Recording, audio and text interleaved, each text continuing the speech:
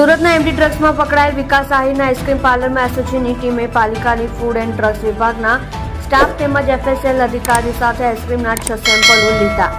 ઉધના દરવાજાની હોટલમાંથી રાજસ્થાનના કોલેજિયન યુવક પાસેથી 35 લાખનું એમડી ડ્રગ્સ પકડાયું હતું.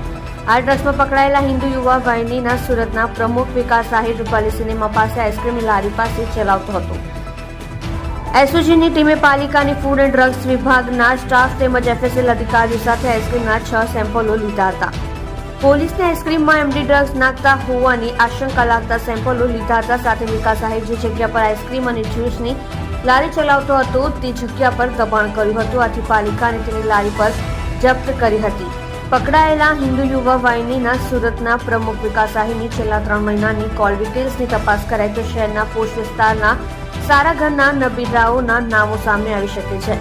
ડ્રગ્સ માફિયા વિકાસ આહિર અને અનિશ ઉર્ફે અનુ લાગડાવાલા બંને ચર્ચી છે. ભાટીના પંચશેનગર ભાજપ લઘુમતી મોરચાના ઉપપ્રમુખના પુત્ર અને સૂત્રધાર એવા રેહાન પૂછપરછ માટે ગઈ હતી. જોકે મુંબઈ કે અંકલેશ્વર ભાગી ગયાની આશંકા છે 35 લાખના એમડી ડ્રગ્સ સાથે. તમે જોઈ રહ્યા છો live India Today news channel. Reporter મનોજભાઈ સાથે, કેમેરામેન રમેશભાઈ જયસ્વાલની સાથે.